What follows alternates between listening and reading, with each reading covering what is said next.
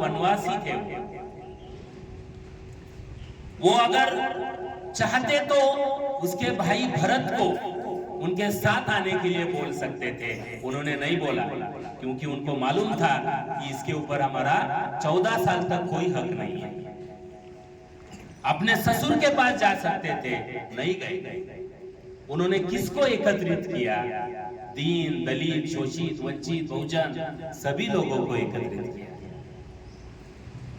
रावण को एक अपना उन्होंने एकत्रित किया। हनुमान, शक्तिशाली हनुमान को उन्होंने एकत्रित किया। अंगद को, सब रावण को, सब जो दीन दलित पिछड़े लोग थे उनको एकत्रित किया और बलाढ्य रावण को उसका सामना किया, उसको पराजित किया। ये क्यों हुआ? ये कहानी नहीं है, ये सत्यता है। सत्यता, सत्य जो होता है ना, उसका कभी पराजय नहीं हो सकता, क्योंकि उसमें एक अंतरिम शक्ति होती है। आप कभी देखो, अगर आप कुछ सत्य बोलते हैं तो आप में एक जोश होता है, आप बोलने की कोशिश करते हैं, आवाज उठाने की कोशिश करते हैं। इसीलिए सत्य हमेशा जीतता है।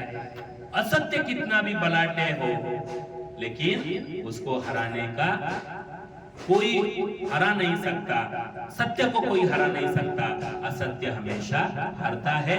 इसीलिए हमारे आदर्श प्रभु रामचंद्र जी हैं। और जिसको हम आदर्श मानते हैं, छत्रपति शिवाजी महाराज के कौन आदर्श थे? प्रभु रामचंद्र जी।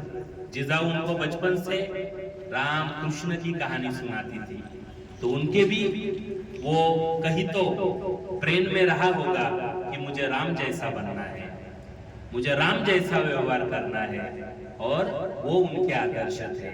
इसलिए आदर्श हमारा हमेशा अच्छा होना चाहिए। किसको आदर्श मानना है?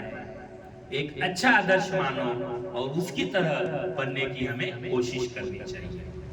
अब ये जो शमी का वृक्ष है जिसका हम पूजन करते हैं, कल आप सभी ने इस वृक्ष का पूजन किया है।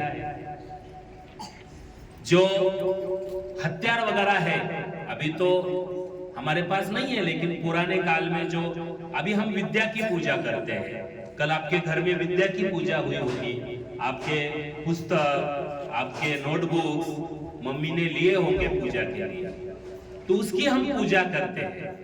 ये शमी के वृक्ष की पूजा करते हैं। इसका भी एक महत्व है।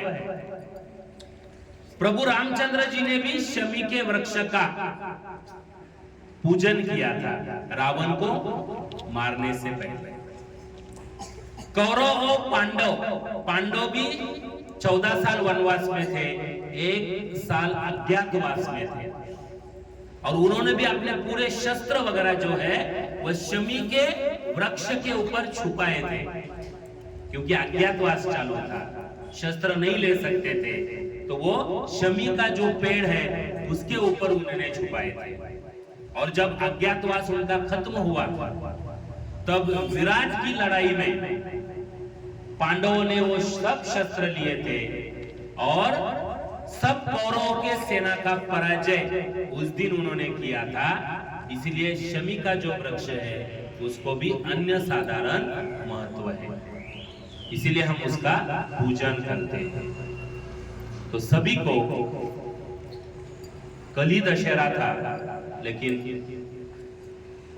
अभी भी उसका समय है, तो मेरे तरफ से सभी को दशहरे की बहुत बहुत शुभेच्छा।